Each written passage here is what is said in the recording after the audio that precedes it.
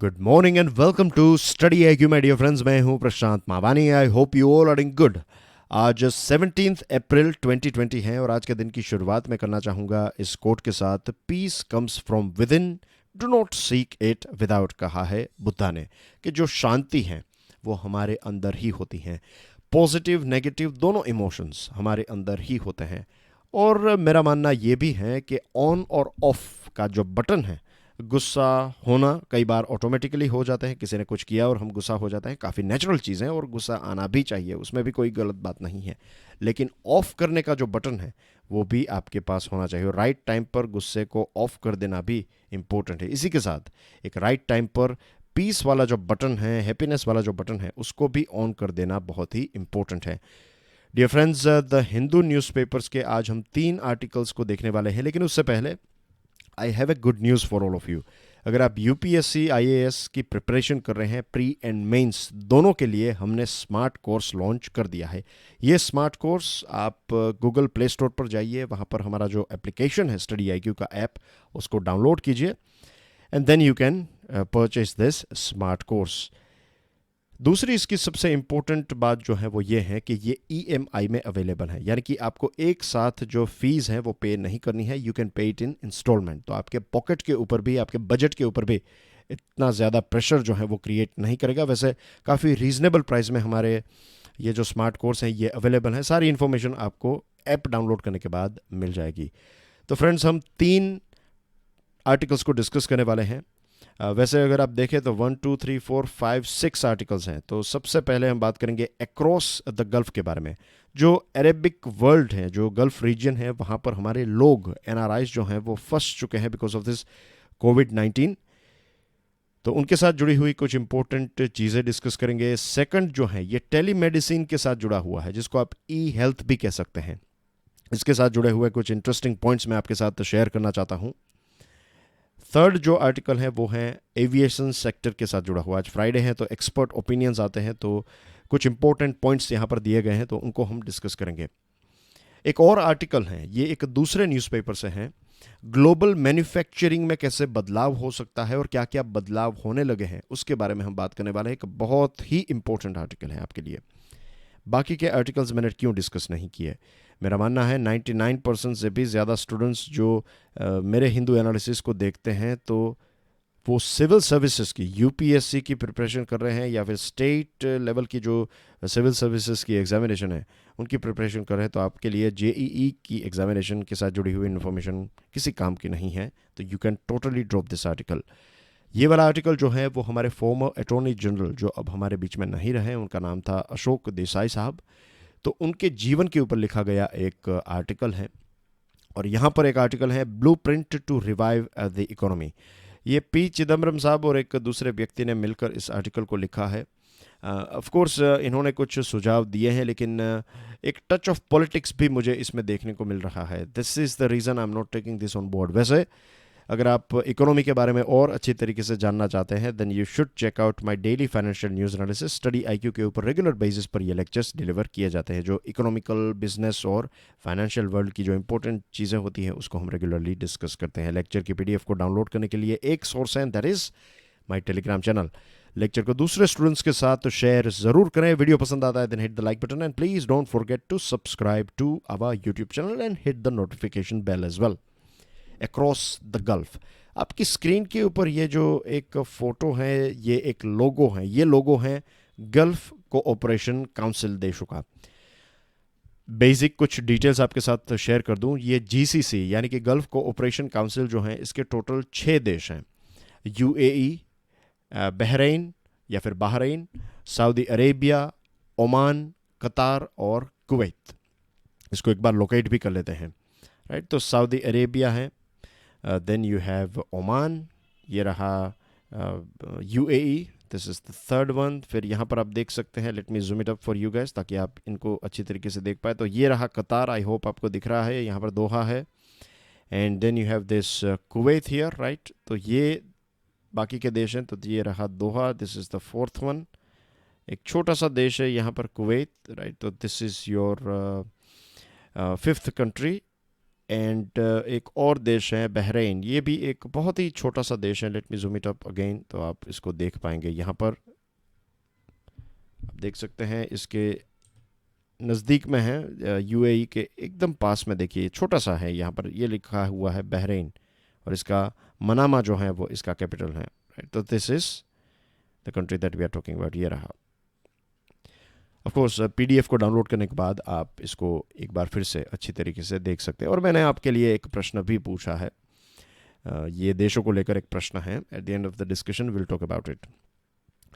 तो सिर्फ ये जीसीसी देश जो है, ये 6 देशों में भारत के 8 मिलियन यानी कि लगभग 80 लाख लोग जो हैं वो यहाँ पर रहते हैं। अब ट्रांसपोर्टेशन जो है वो बंद हो चुका है, you know it very well, because of this corona virus. और इसके अलावा दुबई,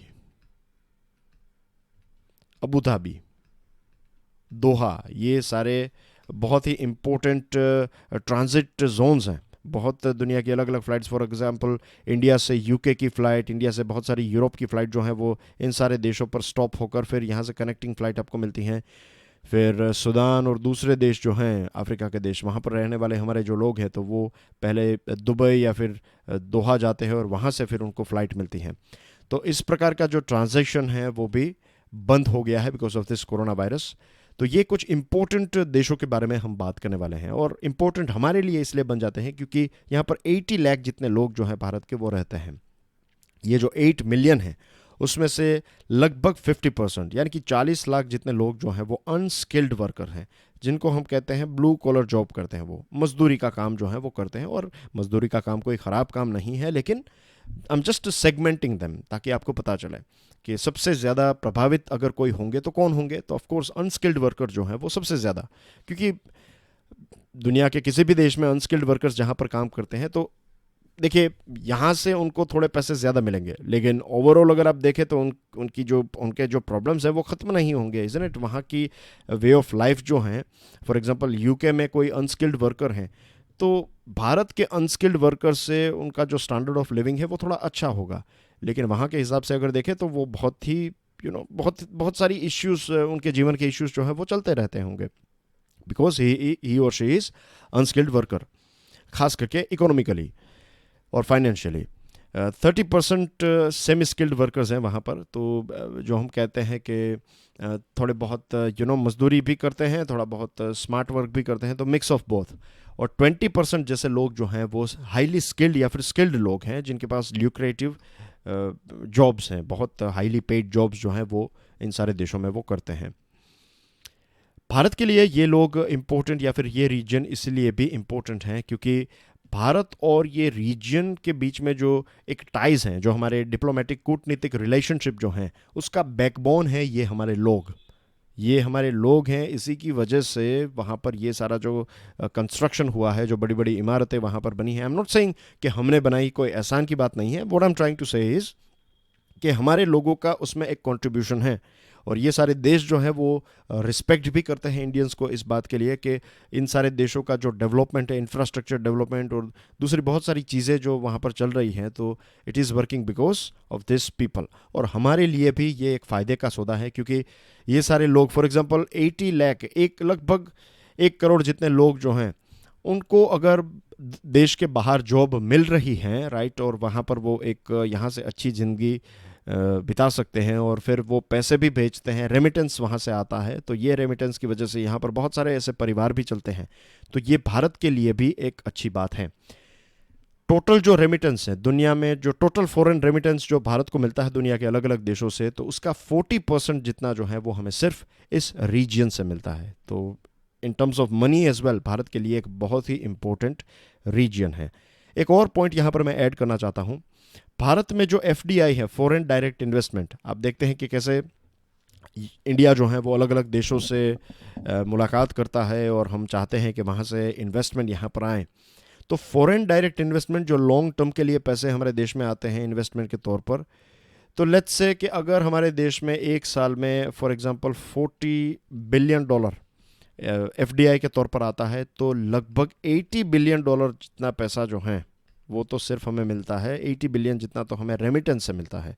तो भारत की सिचुएशन यहाँ पर यूनिक है कि भारत को रेमिटेंस जो है वो बहुत ज़्यादा मिलता है, तो ये भी हमारे देश के तरक्की के लिए बहुत ही इम्पोर्टेंट पैसे हैं। दूसरी चीज़ आप जानते होंगे इन देशों के बारे में कि यहाँ पर अगर आप वहाँ पर सेटल हुए, आपकी शादी हुई, लेट्स से आप इंडिया आए, शादी करके वापस चले गए, वहाँ पर आपका फैमिली जो है उसकी शुरुआत हुई, आपके बच्चे हुए, वहाँ की स्कूल में पढ़ते हैं, लेकिन फिर भी सिटीज़नशिप जो है वो आपको नहीं मिलेगी। और ये भी देखा गया है कि जब भी इन सारे देशों के ऊपर प्रेशर बढ़ता है, for what ever reason, petrol की प्राइस गिर गई और इकोनॉमिकल प्रेशर आया, या फिर युद्ध जैसी सिचुएशन हो गई, तनाव हो गया, या फिर अब ऐसी सिचुएशन हुई, तो जब ऐसा प्रेशर आता है तो सबसे ज़्यादा प्रेशर जो है वो हमारे लोगों के ऊपर, यानी कि जो वहाँ पर रहने वाले जो इमिग्रेंट्स हैं, हमारे लिए जो हमारे देश के लोग या फिर दुनिया के अलग अलग देश के लोग जो वहाँ पर रहते हैं, तो उनके ऊपर सबसे ज़्यादा प्रेशर फील होता है। जॉब्स नहीं मिलती हैं, फिर पेमेंट्स जो हैं वो रुक जाते हैं, इसके अलावा भी दूसरे इश्यूज होते हैं, खाने पीने की सप्लाईज, और उसमें भी इश्यूज हो सकते हैं।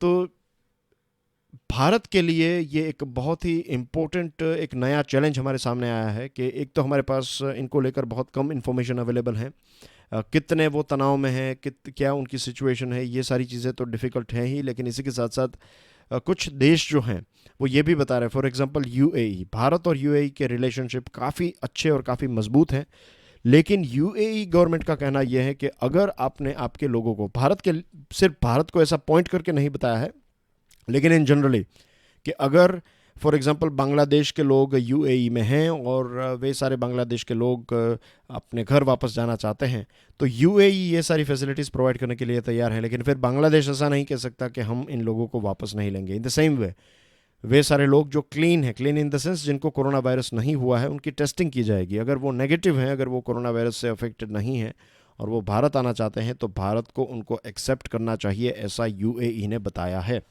वरना फिर रिलेशनशिप जो है वो ख़राब हो सकते हैं।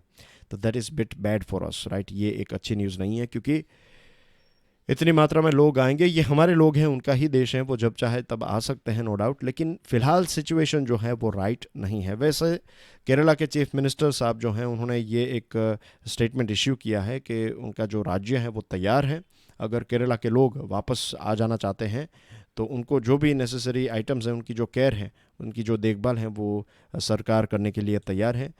और ये जो गल्फ़ रीजन है उसमें केरला के 20 लाख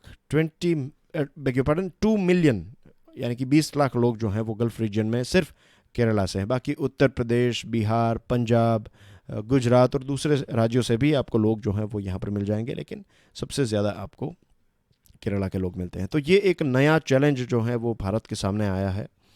अब देखते हैं कि क्या होगा। आई होप कि सिर्फ हमारे लोग नहीं, दुनिया के अलग अलग देशों के जितने भी, जहाँ पर भी लोग हैं, वो हर एक लोग जो हैं, पूरी दुनिया सेफ रहे कोरोना वायरस से, हम यही प्रार्थना करते हैं। लेकिन चैलेंजेस जो हैं वो काफ़ी बढ़ते जा रहे हैं।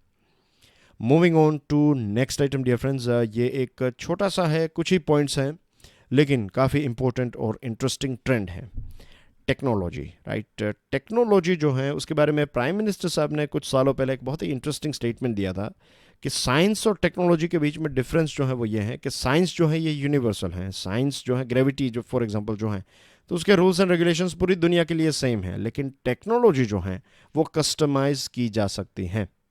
Isn't it? टेक्नोलॉजी, साइंस जो है, विज्ञान जो है वो सेम है, लेकिन जो टेक्नोलॉजी है उसको आप अपने हिसाब से चेंज कर सकते हैं। दोनों जो हैं, साइंस एंड टेक्नोलॉजी, एक दूसरे के साथ जुड़े हुए हैं, लेकिन वैसे देखा जाए तो अलग भी हैं। एनीवे, टेक्नोलॉजी का उपयोग हम कर सकते हैं टेलीमेडिसिन में, या फिर टेलीमेडिसिन एक प्रकार की टेक्नोलॉजी ही है। आज दुनिया जो है वो काफ़ी बदलती जा रही है। इसका एक एग्जांपल दूँ। फॉर एग्जांपल, कुछ सालों पहले अगर हम कहीं पर बाहर हैं और हमें कोई if you are not feeling well, तो हम अपने फैमिली डॉक्टर को फ़ोन करते थे और पूछते थे कि ये चीज़ हुई है, हम शहर के बाहर हैं, तो हम क्या करें।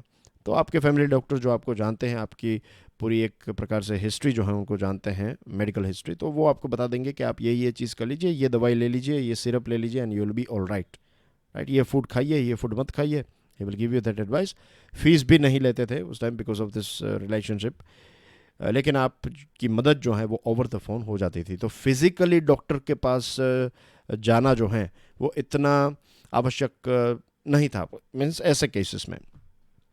अब कुछ टाइम पहले की बात है, कोई एक मेडिकल इमरजेंसी की वजह से आई वेंट टू हॉस्पिटल। एक मेरे फ्रेंड जो हैं, बहुत ही अच्छे दोस्त हैं, तो उनके पिताजी जो हैं वो गिर गए थे। तो he got a very severe injury, bless his soul, he is no more. लेकिन उनको बहुत एक सीवियर इंजरी हुई। तो जब हम हॉस्पिटल पहुँचे तो उस टाइम पर डॉक्टर जो थे वो वहाँ पर नहीं थे। बड़ी एक मल्टी स्पेशलिटी हॉस्पिटल थी, लेकिन ऑफ कोर्स वो सुबह 6 बजे का संडे मॉर्निंग की बात कर रहा हूँ मैं, तो डॉक्टर वहाँ पर नहीं थे। बट एनीवे उनका जो ये स्कैन किया गया उनका और जो भी रिपोर्ट्स आए, तो डॉक्टर वहाँ से अपना घर से हॉस्पिटल की तरफ आ रहे थे, उनको बुलाया गया था। लेकिन टेलीग्राम पर ये जो इमेजेस हैं वो शेयर की गई, और उससे ही वहाँ से ही डॉक्टर ने अपने घर से बैठकर ही बता दिया कि ये चीज़ें हैं। फिर भी वो आ रहे हैं वहाँ पर, लेकिन केसेस जो हैं वो आप ये चीज़ें कर लीजिए। उन्होंने मेडिकल स्टाफ को ये इंस्ट्रक्शंस दे दी। तो this is just one example. इसके अलावा तो ये भी चीज़ हो सकती है, right. I will give you one food for thought कि आप वी ऑल हैव नाउ, आज ये कैमरा वाले फ़ोन जो हैं वो आई बिलीव हम सब के पास हैं। तो एप्लीकेशंस ऐसे डाउनलोड हो सकते हैं, एप्लीकेशंस बनाए जा सकते हैं कि एक ऐसा एप्लीकेशन जिसमें आप अपने किसी भी डॉक्टर को, अगर आपको लगता है कि आपको कोई ऐसी बीमारी है या फिर कोई भी एक ट्रीटमेंट के लिए, दुनिया के किसी भी डॉक्टर को, जो भी डॉक्टर्स इस ऐप के साथ जुड़े हुए हैं, जो भी कंपनीज इसके साथ जुड़ी हुई हैं, आप इंडिया में बैठकर यूएसए या फिर जापान के भी किसी डॉक्टर को कंसल्ट कर सकते हैं, राइट। ये अपॉइंटमेंट आप ऑनलाइन बुक कर पाएंगे। टाइम और ये सारी चीज़ें भी इजीली हो सकती हैं कि वहाँ पर कितने बजे होंगे, डॉक्टर कब मिलेंगे, एक्सेट्रा। और पेमेंट जो है वो ऑनलाइन हो सकता है। फिर अगर ये डॉक्टर जो हैं वो चाहते हैं, इंडिया के डॉक्टर भी हो सकते हैं इसमें, तो इंडिया के डॉक्टर लेट्स से आपको कहते हैं जापान, इंडिया, किसी भी कहीं पर भी डॉक्टर बैठे हैं, तो वो अगर आप चाहते हैं कि आपकी कोई XYZ कोई टेस्ट हो, तो आप उसी ऐप के ऊपर जो नज़दीक की लेबोरेटरी हैं जो ये सारी टेस्ट करती हैं, तो वहाँ से एक व्यक्ति जो है वो आपके घर आ जाएंगे। कुछ ऐसी चीज़ें हैं जो फॉर एग्जांपल यूरिन टेस्ट है, ब्लड टेस्ट है, ब्लड से अगर कोई चीज़ें ढूंढनी है, तो ये सारी चीज़ें जो हैं, ब्लड कलेक्ट जो सैंपल है वो आपके घर से कलेक्ट किया जा सकता है। ये लैब में चला जाएगा, लैब का जो रिज़ल्ट है वो आपको ऑनलाइन मिल जाएगा, और डायरेक्टली अगर आप चाहें तो डॉक्टर के साथ भी शेयर हो जाएगा। डॉक्टर ने जो भी दवाइयाँ लिखी हैं आपको, तो ये सारी चीज़ें मेडिकल स्टोर जो हैं, चॉइस ऑफ मेडिकल स्टोर, आपको अलग अलग प्राइसेस भी कंपेयर कर सकते हैं, and then you will get the thing, और डायरेक्टली डिलीवरी हो जाएगी आपके घर पर without stepping out your home. आपको एक छोटी बड़ी जो भी हो सकता है वो हम टेलीमेडिसिन के माध्यम से ऐसी चीज़ें कर सकते हैं, इज़न्ट इट? ये डेफिनेटली हो सकता है, और बहुत सारी जगहों पर हो रहा है। इनफैक्ट आई थिंक 2019 का ये न्यूज़ है, 2019 के एंड टाइम का ये न्यूज़ है कि अहमदाबाद में, गांधीनगर में, एक डॉक्टर ने दूर बैठकर कंप्यूटर से ही उन्होंने एक सर्जरी ऑपरेट की, एक बहुत ही क्रिटिकल सर्जरी जो है वो उन्होंने की, और ये अपने आप में एक वर्ल्ड रिकॉर्ड था। तो ये भी होने लगा है, क्योंकि अब हॉस्पिटल में डॉक्टर्स जैसे ऑपरेट करते हैं, तो अब डॉक्टर्स नहीं, अब रोबोट्स आ जाएंगे। और बहुत सारी जगहों पर रोबोट्स जो होते हैं, रोबोट्स का मतलब ये नहीं कि इंसान जैसे दिखने वाला एक machine, it's not necessary. Robots के बारे में भी हम बात करने वाले हैं नेक्स्ट जो आर्टिकल है उसमें। तो बेसिकली बहुत सारी बातें हम इसके ऊपर कर सकते हैं। I will be very short here कि अब बहुत सारी हॉस्पिटल्स में बहुत ऐसी सर्जरीज के लिए, प्रिसीजन के लिए, एकदम एक्यूरेट सर्जरी करने के लिए ऐसे रोबोटिक टूल्स का इस्तेमाल किया जा रहा है। तो सेंट्रल गवर्नमेंट, तो मीन्स घर पर बैठकर ही डॉक्टर जो हैं वो किसी एक जगह पर, अगर आपको एक हॉस्पिटल में जाएंगे तो वहाँ पर हो सकता है फ्यूचर में ऑपरेशन थिएटर में कोई इतने ज़्यादा स्टाफ भी ना हो, नेसेसरी प्रोसीजर की जाएगी, आप वहाँ पर बेड जो होता है वहाँ पर लेट जाएंगे, और जो रोबोट्स है वहाँ पर होंगे। डॉक्टर जो है वो रिमोटली कहीं पर भी जाकर, कोई अच्छे यूएसए के डॉक्टर हैं जिनका इसके ऊपर एक मास्टरी है, तो वो आपका ऑपरेशन कर पाएंगे वहाँ पर बैठे बैठे, राइट। टूल्स जो हैं वो किसी लोकल हॉस्पिटल के हो सकते हैं, लेकिन उसके पीछे जो इंसान है वो दुनिया के किसी भी कोने में बैठा हो सकता है।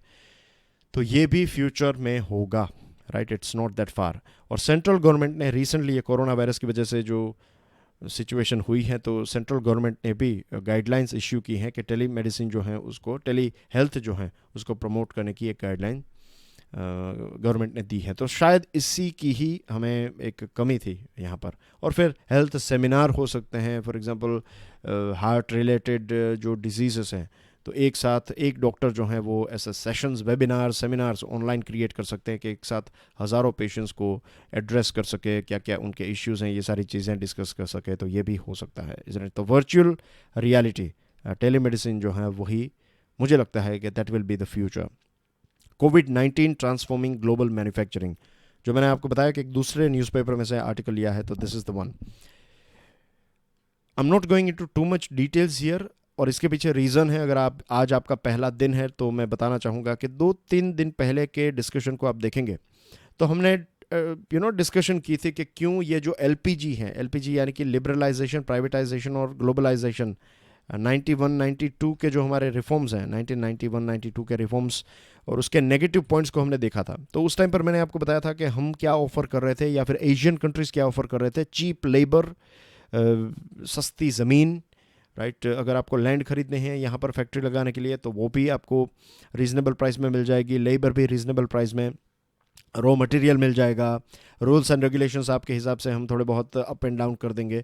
तो ये सारी चीज़ों की वजह से 1990 से 2008 तक एक हाइपर ग्लोबलाइजेशन हुआ कि ज़्यादा से ज़्यादा जो वेस्टर्न वर्ल्ड के जो प्रोडक्ट्स हैं वो एशियन देशों में बनने लगे। फिर 2008 में जो ग्लोबल फाइनेंशियल क्राइसिस आई, उससे ये हाइपर ग्लोबलाइजेशन के ऊपर एक ब्रेक लग गई और उसके बाद धीरे धीरे इसका डिक्लाइन भी हमें देखने को मिला है। मैन्युफैक्चरिंग रेनेसांस, या फिर आप कह सकते हैं कि मैन्युफैक्चरिंग में एक नवयुग की शुरुआत हो चुकी है। कोरोना वायरस की वजह से सप्लाई चेन जो है वो डिस्टर्ब हो गई। सप्लाई चेन, ये एक बेस्ट एग्जांपल है सप्लाई चेन का। तो सप्लाई चेन डिस्टर्ब हो चुकी है, बहुत सारे प्रोडक्ट्स जो हैं वो बाहर बनते थे तो अब वो नहीं बन पा रहे हैं बिकॉज अलग अलग जगहों पर लॉकडाउन चल रहा है। और मैंने आपको ये भी बताया था कि अब सारे देश जो हैं वो अपने देश में ही प्रोडक्शन करने के बारे में सोचेंगे कि भाई हम भारत को अपना मैन्युफैक्चरिंग हब क्यों बनाएं, हम हमारे देश में ही उस चीज़ को बना लेते हैं। तो चलिए, मज़दूर का इश्यू है, हमारे पास इतने ज़्यादा लोग नहीं हैं। स्विट्ज़रलैंड जैसा देश जिसमें पॉपुलेशन इतनी ज़्यादा नहीं है, या फिर जर्मनी जैसा देश जिसमें पॉपुलेशन भारत जितनी ज़्यादा नहीं है, तो वहाँ पर मज़दूरी जो है वो बहुत ज़्यादा है। तो आप क्या करेंगे? तो वहाँ पर देश, ये सारे देश जो हैं वो दुनिया का सबसे चीपेस्ट अगर कोई मज़दूर है तो that is robot, right. Robot को डिप्लॉय करने लगे हैं। If you go through world uncertainty index, 2008 और 2011 के बीच में 200% जितना ये इंक्रीज़ हुआ। अनसर्टेनिटी यानी कि आपको पता नहीं है कि फ्यूचर क्या होगा, और जब अनसर्टेनिटी होती है तब इन्वेस्टमेंट और ये सारी चीज़ें भी रुक जाती हैं, इज़न्ट इट। अब ये जो एक अनसर्टेनिटी वाला माहौल है हमारे देश में, तो क्या आप ज़मीन खरीदने के लिए निकलेंगे अभी? क्या आप घर खरीदेंगे? क्या आप नया बिजनेस खोलने के बारे में सोचेंगे? No, you will not, isn't it. क्योंकि आपको पता नहीं है कि लॉकडाउन खुलेगा उसके बाद इकोनॉमिकल सिचुएशन क्या होगी। तो ग्लोबल फाइनेंशियल क्राइसिस के बाद भी ऐसी सिचुएशन हुई। फिर यूनाइटेड किंगडम जब 2016 में ब्रेग्जिट के बाहर निकलने की जो प्रोसेस उन्होंने शुरुआत की, तो उससे वर्ल्ड अनसर्टेनिटी इंडेक्स जो है ये 250% इंक्रीज़ हो गया। और अब बताया जा रहा है कि कोविड-19 की वजह से 300% जितना ये इंक्रीज़ होगा, अनसर्टेनिटी इंक्रीज़ होगी, और इसकी वजह से ग्लोबल सप्लाई चेन की एक्टिविटी में 35.4% जितना तो ड्रॉप हमें देखने को मिलेगा। तो अब दुनिया के अलग अलग देश जो हैं वो रोबोटिक्स या फिर रोबोट्स की तरफ आगे बढ़ रहे हैं। और रोबोट्स ऐसा नहीं है कि पहली बार इस्तेमाल हो रहा है, ऑलरेडी बहुत सालों से ये भी रोबोट्स ही हैं, राइट। बहुत सारी ऐसी कार मैन्युफैक्चरिंग कंपनीज है, बहुत सारे ऐसे प्रोडक्ट्स जो हैं जो हम देखते हैं डिस्कवरी में और दूसरी चैनल्स में। आई एम श्योर हम सब ने देखा है कि वंडर फैक्ट्रीज और इस प्रकार के प्रोग्राम्स जो आते थे, तो उसमें देखा कि कितने सारे मशीन्स, बेसिकली रोबोट्स, यानी कि we are talking about machines. तो ज़्यादा से ज़्यादा ऑटोमेटिक चीज़ें, रोबोट्स लेबर को रिप्लेस कर रहे हैं और करते जाएंगे। आपको उनको वेज ज़्यादा बढ़ाने की डिमांड नहीं आएगी, इंश्योरेंस का कोई चक्कर नहीं है, सिक लीव और ये सारी चीज़ें नहीं है। 24/7 आप इनको ऑपरेट कर सकते हैं, थकेंगे नहीं, मेंटेनेंस आप करते जाइए, और ये इनकी जो भी एक लाइफ है उतनी लाइफ तक ये काम करते रहेंगे। और इन्वेस्टमेंट, जैसे मैंने आपको बताया, investment and utilisation of robot जो है वो कोई नई बात नहीं है, एक लंबे टाइम से ये चल रहा है। मिड 1990 से इसकी ऑटोमोटिव इंडस्ट्री में तो शुरुआत हो गई थी, और दुनिया की बहुत सारी अलग अलग इंडस्ट्रीज़ में अलग अलग देश इसका इस्तेमाल भी कर रहे हैं। फॉर एग्जांपल जर्मनी की बात करें तो जर्मनी ग्लोबल लीडर है रोबोट एडोप्टेशन में। भले ही 10,000 लोगों के बीच में वहाँ पर 322 रोबोट्स हों, दूसरे देशों में साउथ कोरिया में 10,000 लोगों के बीच में 710 रोबोट्स हैं, सिंगापुर में 658 हैं, यूएसए में समवेयर अराउंड 200 हैं, लेकिन फिर भी जर्मनी जो है इसमें बहुत आगे है। आज इतना वक्त नहीं है, वरना मैं आपको एडिडास का एक केस स्टडी बताता कि कैसे एडिडास जो है वो जर्मनी में शूज़ पैदा करता था, फिर चाइना में सारी चीज़ें गई और उसके बाद उन्होंने अब ऐसी फैक्ट्रीज बनाई हैं कि without any human beings, right, design और सारी चीज़ें कंप्यूटर पर हो गई, क्लिक किया और रोबोट्स जो हैं वो फिर प्रोडक्शन जो है, लेदर कट करना, सारी चीज़ें जो हैं ऑटोमेटिकली होके आपके जूते का प्रोडक्शन जो है वो होने लगेगा और अलग अलग जूते आप प्रोड्यूस कर पाएंगे। तो ऐसी फैक्ट्रीज भी उन्होंने शुरुआत कर दी है और इसकी वजह से बहुत सारी जॉब्स जो चाइना में थी वो भी एडिडास कंपनी में से चली गई। तो ये एक बहुत ही शॉर्ट वर्जन था इसका, but this is just to help you understand कि ये सारी चीज़ें हो रही है। और chemicals, metal products, electrical products, electronics, ये सारे अलग अलग ऐसे सेक्टर हैं जिसमें रीशोरिंग का मतलब है कि जो मैंने चाइना और जर्मनी का एग्जांपल दिया, तो ये सारी चीज़ें होने लगी हैं कि ये सारे चीप लेबर वाले जो देश हैं उसमें से वो वापस डेवलप कंट्रीज़ में ये सारा काम जो है वो जा रहा है। एक और चीज़ मैं बताना चाहता हूँ, जैसे कि दूसरे देश भी अपनी अपनी तैयारी जो है इसमें करने लगे हैं।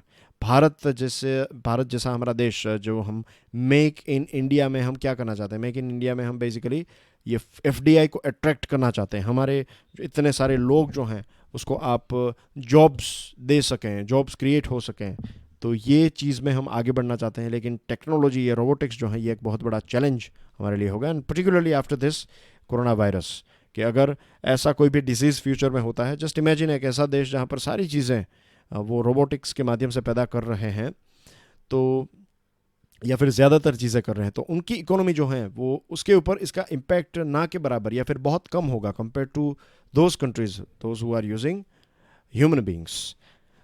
तो बहुत सारे नए नए चैलेंजेस, ये कोरोना वायरस से बहुत सारी नई चीज़ें भी हमें देखने को मिल रही हैं और फ्यूचर जो है इसमें बहुत सारे चैलेंजेस भी हो सकते हैं। चेक रिपब्लिक, स्लोवाकिया, स्लोवेनिया, ये कुछ ऐसे देश हैं जिन्होंने पहले वो अपने मीन्स यूरोप का बहुत सारा काम जो है ये चेक रिपब्लिक, स्लोवाकिया, स्लोवेनिया, इन सारे देशों में जाता था, लेकिन अब इन्होंने भी ऑटो सेक्टर में, जो स्कोडा जो है वो चेक रिपब्लिक की कंपनी है, जो एक ट्रक्स भी आते थे, आई थिंक टेट्रा ट्रक्स जो हैं वो भी वहीं के हैं। तो ये सारे देशों ने भी अपना जो एक रोबोट्स को यूज़ करने का जो एक जो टारगेट है वो इंक्रीज़ कर दिया है। मीन्स यूएसए से भी ज़्यादा रोबोट्स जो हैं वो अब ये चेक रिपब्लिक, स्लोवाकिया, स्लोवेनिया, ये सारे देश यूज़ करने लगे हैं। I am talking about central and eastern European countries.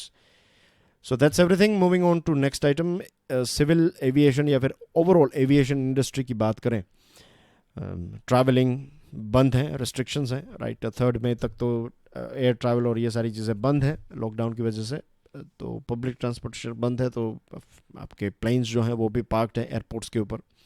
Airport के ऊपर प्लेन रखने का भी भाड़ा आपको देना पड़ता है, यू हैव टू पे रेंट। जब आपकी फ़्लाइट कहीं पर लैंड होती है किसी एयरपोर्ट पर, तो इट्स नॉट फ्री, उसके लिए भी आपको पैसे पे करने पड़ते हैं।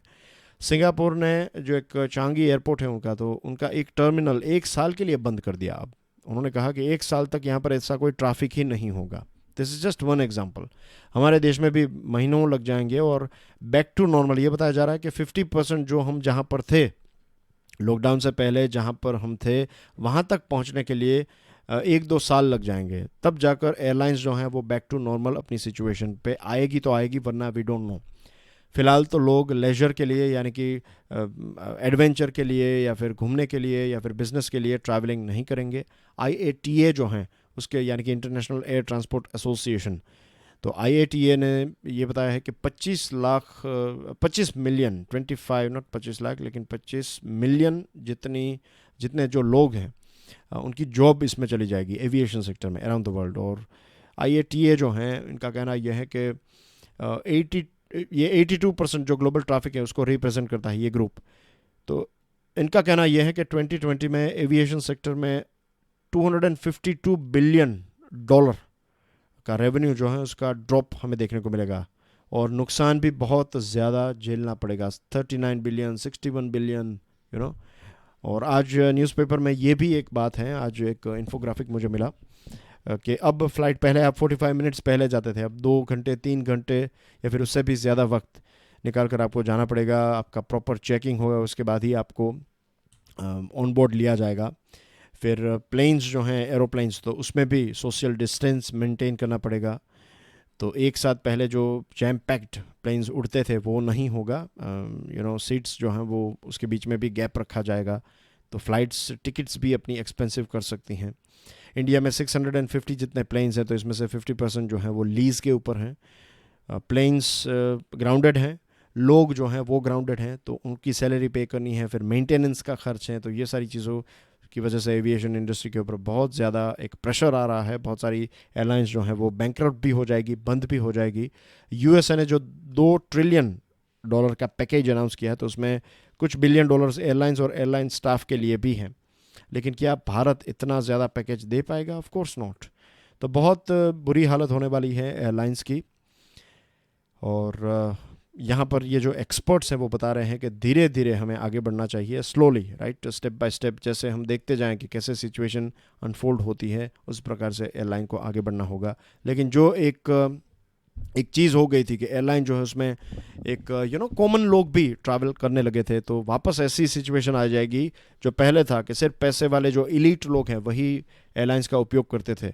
ऐसी ही सिचुएशन आ सकती है बिकॉज ऑफ हाई फीस, बहुत ज़्यादा फ़ीस होगी, क्योंकि पहले 100 लोगों को आप ले जा सकते थे, अब सोशल डिस्टेंसिंग को मेंटेन करते हुए लेट्स से अगर आप 30 लोगों को ही ले जा सकते हैं, तो आपको फ्यूल और ये सारी चीज़ों को पैसे भी निकालने हैं, सर्विसेज भी प्रोवाइड करनी है। तो ये सारी चीज़ों के लिए आपको फ़्लाइट की टिकट्स जो हैं वो 3-4 गुना बढ़ानी पड़ेगी। तो ये वही लोग अफोर्ड कर पाएंगे जो जिनके पास इतने पैसे हैं और जिनको ये ट्रैवल करने से अगर उनका कुछ फ़ायदा हो रहा है, वक्त बच रहा है या फिर पैसे कमा रहे हैं, then only people will go it, और else they will use roadways या फिर they will use train, isn't it. फिर न्यूज़ आइटम्स की बात करें तो भारत में केसेस जो हैं वो बढ़ते जा रहे हैं और ये एक चिंता का विषय है। रोज़ की एवरेज आप देखें तो 700, 750, 800, एक बार तो 1250 तक पहुंच गया।